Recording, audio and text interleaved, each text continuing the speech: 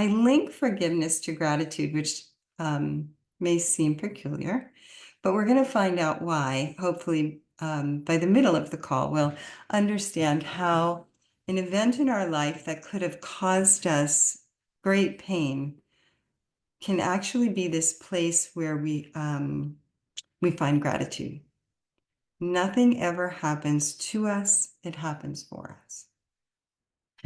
So I'm sure that you've all come with some, if you're on this call, right, there's something that's going on in your life, probably from your past, that you're unable to let go of. You're unable to see the bigger picture, and you are bound to it. Now, this could be a forgiveness story that someone has done something to you, or that you've done something and you can't seem to forgive yourself.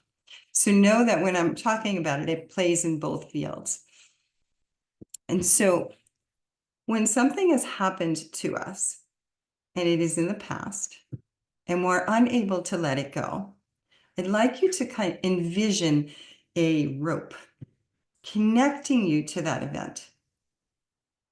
And it's tangled and tied and knotted with all of the worry and all of the pain and all of the confusion and all of the story.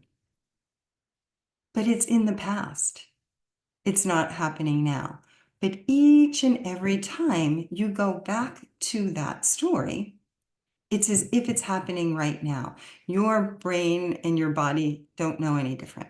They experience it as if it's happening in this moment. Now, a lot of times when I work with people, some of the people that we're not forgiving are people that are passed away, or that haven't been in our life in years and years and years, and still we play this story over and over and again. And they don't even know about it anymore. So can you see how, if that's going on, if I'm playing back a story, I'm now doing whatever it was to myself. No one's doing it to me anymore. And I am holding this feeling of density. I will not forgive. Because if I forgive, somehow in the world, you're going to be right. I am going to let you go from my anger, from my disappointment, from my pain. But they're not around. They're nowhere to be seen. So the person that you're hurting most in our inability to forgive is ourselves. Now, maybe that's obvious to you already. I don't know if that's a huge revelation, right? Because you know that each time you play that story, you're feeling the discomfort. But what we don't understand is that when we're able to let go even a little bit, when we can visualize just a little bit of space between that pain and that experience, we begin to elevate. We begin to expand, and we get a different perspective on what happened, because we are locked into the past through our version of the story, through our remembrance of the story. And it might not even be similar to what happened at all. We know that we remember things selectively. We know that we have our version of the story. And now there could be some very clear things, like maybe this was some physical abuse. And of course, what happened, happened. But we're tied to it. It's as if we are giving it to ourselves every single time. We are replaying the past in our own nervous system. When I ask people to think about forgiveness, I'm never asking you to make that person right. They can completely stay as wrong as they've ever been. But what we're doing in the essence of forgiveness is saying, I'm no longer going to live that anymore. I'm no longer going to stay bound to you anymore. Because what I really want right now, more than anything, is my freedom. My freedom from the past, my freedom from the story. I want to claim my life back from you. or even from the part of myself that keeps saying, I can't believe you did that. How could you do that? I can't forgive yourself, right? If we're talking about a situation that happened to you. So what I'd like to do now is take us through a little bit of a more lengthy meditation where we start to have a conversation with a part of ourselves. So we have in our practice, if you haven't been practicing with us, I call this parts and partners. So we have many, many parts inside of us, and these are usually parts of us that have kind of splintered off because of something that happened to us that was traumatic. And it peeled away and created a behavior to help us cope. And maybe it happened at 4, maybe it happened at 5, or maybe it happened at 10. So whatever that part is usually a younger version of you who behaves like a younger version of you whenever that story gets triggered inside of you. And it might not even be what happened, but it might be something that feels like what happened. And so this part starts to act out or have an overreaction or just do something bizarre. It's still trying to help you. It happened to help you cope. Maybe oftentimes if there's physical abuse, we just cut off from our bodies. We don't feel our bodies anymore. It just stops because that's the safest place we can be in that moment. If we have had someone leave us, right? Then when anyone ever leaves us, we have a huge overreaction. We might like start running to their house or banging their doors down or screaming or yelling and or feeling so desperate like a small child would feel if someone was leaving. And this is not who your whole self is. This is where this splintered part is.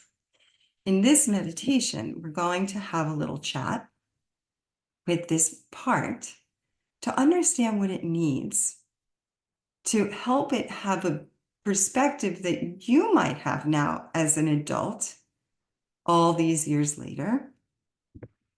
And so this part slowly becomes a partner. It's no longer reacting, but it's starting to understand the whole situation from a different perspective, from the perspective of someone older, someone who wiser, someone who's had other experiences after it. Maybe it's a beloved that you're angry at, a partner of some sort that did something horrible to you, but you've had life after that, and you want to be able to let go of that story, of that relationship, and find the growth. Nothing ever happens to you, it happens for you. So even I had a teacher that would always say, you know that honey, you know that honey that you always wanted. Well, now you look back and you're so glad you never got them, right? Because if you can look back at a relationship and say you were ready to die for that person, they were so important to you, and years later you're like, I can't even believe I was in that relationship. What was I thinking, right? So this is what time and space gives us perspective. And we are then able to forgive and grow from that feeling. And that's what we're aiming to do tonight. So I'm going to walk us through another meditation. So we're going to start again with our gazing point. Now, I want to say one more thing before I take you in. If this is a big trauma for you and we invite this part and it shows up and you don't feel safe, you do not need to go there. Right? You can, all I'm asking you to do is sit with love in your heart. You don't need to go through the whole process. If it's starting to trigger you, then it's enough to just be in the space with us because that's already a shift. So I'm not asking you to go hook, line, and sinker, right? I really want you to take care of yourself in this process. Okay, let's find our comfortable seat. And my internet is stable, right? You can all hear me okay? Yeah, awesome.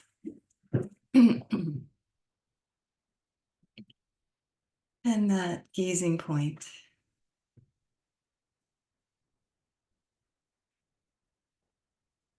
And that stillness.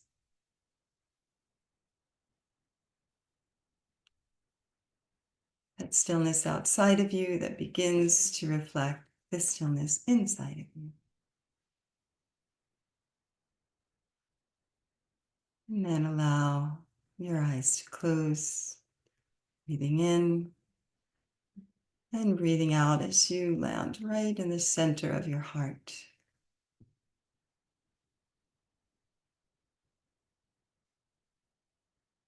Relaxing into your body, allowing things to slow down just a bit.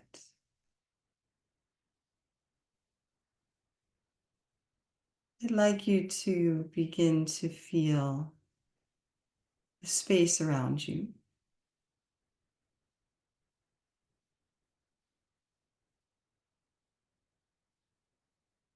The chair beneath you, the ceiling above you, space to your left, the wall to your right. Just noticing yourself contained in this space. You are safe. You are here. And there's something on your mind. You came here for a reason. There is a story for you that is unresolved. There is a long and tangled rope connecting you to some place in your past.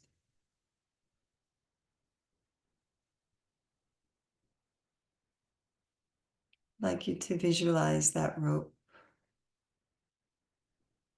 and what's on the other end of it. One part being connected to your heart and the other to that event.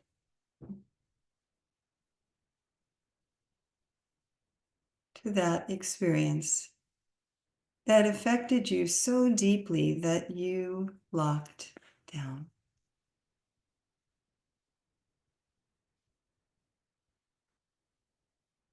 Now there is this part of you that can hear my voice and can feel your stillness, and that is curious about letting go. That is your unshakable self. But there is another part that says, no, there is no way I am letting go. There is no way I am forgiving. And that is the part we'd like to invite to talk to us today.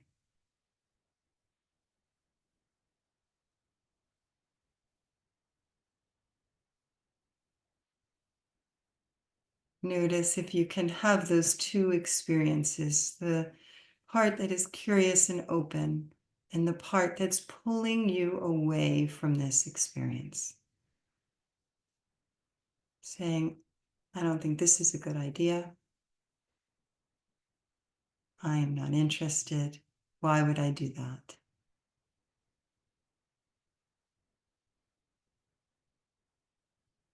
This part helped you, gave you the way to cope with something that felt completely overwhelming and unjustified. And so for that, we offer gratitude. We are grateful for the assistance.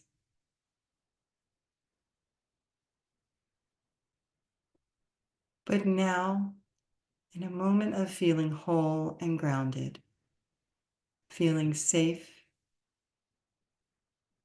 and present, I'd like you to ask this part what it's most upset about.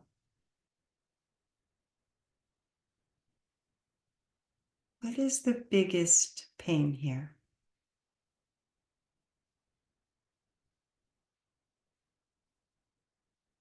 And I'd like you to listen with all the love in your heart.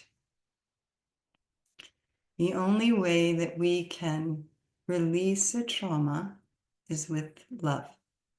Never judgment, never anger, To be able to let go, we have to feel present and at peace.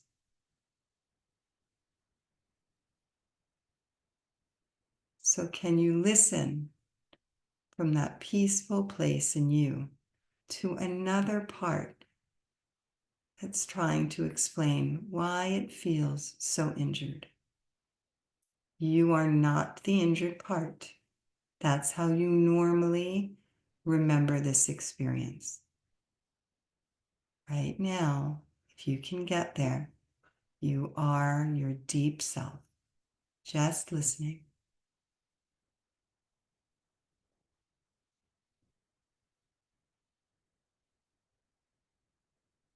Once this part is explained to you, where all the pain is, I'd like you to ask what it would need to let go.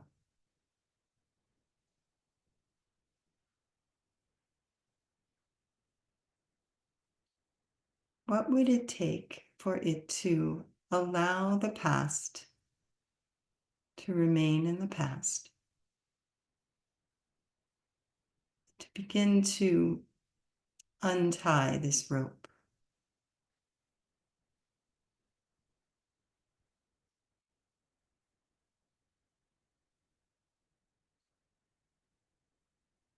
If you are having a difficulty connecting to this part, that is okay.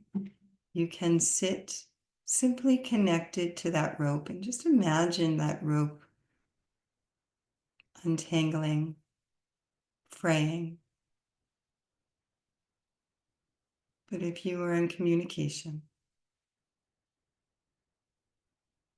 I'd like you to say to this part, if you can feel it, that you've got this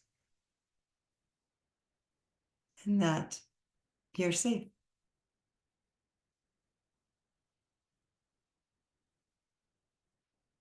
That I appreciate all of your help. But in order for us to be peaceful and free, you have to let me lead. Can be my advisor, can be my partner. But you can no longer drag me into the past. You can no longer absorb my thoughts. Today, we can be free. And if that lands for you and you can breathe into that and visualize this rope untangling, fraying,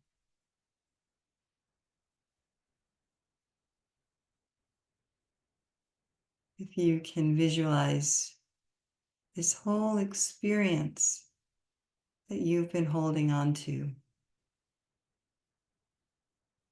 begin to drift away, moving further and further away from you, leaving only the wisdom, only the strength.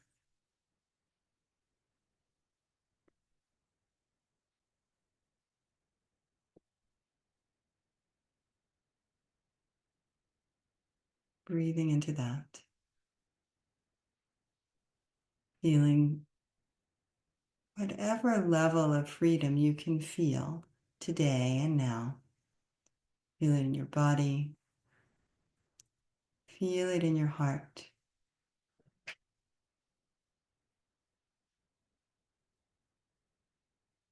Letting it go from your mind,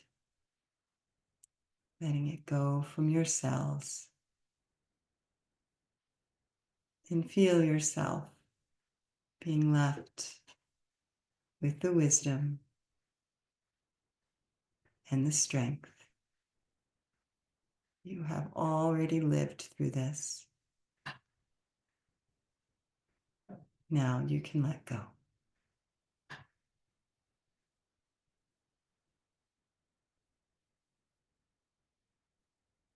can ask this part if there's anything else it needs from you today, anything you can give to it that would make it feel safe and at peace.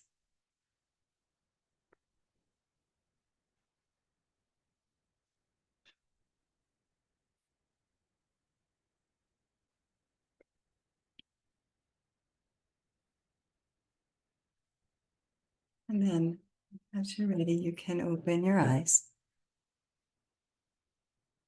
and notice how you're feeling. We think that it's about the story, but the story is a way to transmute energy, essentially, right? So this heaviness that we feel, right? We literally are carrying that much density with us when we're unable to let go, right? It's not who we are. It's an addition to who we are, and it's not even ours. So when we can begin to visualize, and we're like, well, how could that be? How could that work? But it really is the process of visualizing that allows us to change the vibration of, to change the energy of it and release it. And that's, we can certainly call it up again if we wanted to. We can reattach it if we'd like, but it doesn't really take more than that because we're processing the holding and then asking for the release. And if we can feel it, it actually happened. To talk a little bit more to the unshakable self. So that's our adult self, right? That is our whole self. That is our soul self, right? There is no injury in the soul. The soul is pure. It's whole. And we come into life, I mean, I'm going to say, of course, there are past lives, and not everyone says, of course, but I do. We come with whatever stories we come from in our past life too, but minimal compared to coming into this world and then having these direct experiences. So there's a wholeness to us, and then something happens. Someone says, no, don't do that. Why are you doing that? Right? You're a small baby. Oh my God, you're not walking yet. Are you ever going to walk? Right? And so even back then, right, all these little bits of us go, oh, I'm supposed to walk. Oh, that's not okay. But we start whole. We start just being very organic, and then we're conditioned. Right? These are all like, when am I supposed to, I'm going to walk when I walk, right?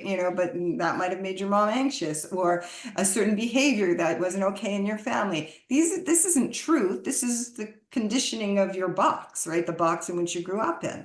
But you don't know any different because it's your box and you don't have another box. So you just think this is the truth of life. And then some of these things are not just benign, they're tough, right? They're real things that fragment us and pull us away from the whole. When we do this kind of work, we spend a lot of time with the whole through meditation. And then we're in the whole, and then we can look at all the fragmentations and go like, oh, that's not me. I'll give you that back, Mom. That's not me. School teacher, you can have that back. Dad, this was your problem, not mine. And we start to become whole again. And that's when we don't feel afraid. We feel a quiet confidence. We feel like life is just passing through us. It's just an experience, and we're not triggered by it. We get triggered because of all the ways that we've gotten pulled apart through the conditioning of our life experience. And so the unshakable self that we visit in every meditation, we visit it for a reason. We visit it to reestablish it. Because most of the time we're living in all kinds of conditioning, all kinds of doubt. Am I doing this right? I don't know. Did I get enough likes? Is someone, all the ways that we judge ourselves. When we're in our unshakable self, there's no judgment. You are who you are. You cannot be different. And you're okay with it. You're really good about it, actually. And that's when we feel like, Everything has come together. Now, it doesn't mean that we won't have shadowy feelings, because we have had these life experiences and the inroads are in our nervous system, right? They are there. But I could totally go back to the pattern, but now I have a choice, right? I know that that's just a pattern. That isn't really me. I don't need to do that, right? And so I come back to myself. I'll say one more thing that's been coming up for me really strongly. And if this makes sense to you, it makes sense to you. And if it doesn't, just let it go. We are given our stories. We have this life experience and all the emotions, shame, fear, judgment, to process it, not to own it, but to process it and set it free. Every time you let go of shame, every time you let go of judgment, every time you let go of fear, you aren't doing it for yourself. You are doing it universally. Any shame you feel in your heart is universal shame. And when you can let it go, you let it go for all. And it is incredibly beautiful to do this work when you know why you're really doing it. In the beginning, it's like we're so bogged down. We're just trying to survive. I can't even breathe. What are you talking about? Universal stuff. I'm like, can't get through the day right now, Paula, right? And I get that. But the more this work you do, the more you realize it's not even personal. That things weren't even personal. They were ways for us to metabolize consciousness. And that is so freeing. I get why life is hard, so that I can metabolize consciousness. And we're just vessels. And the stories become less important and they move through us more quickly because we know what's really going on.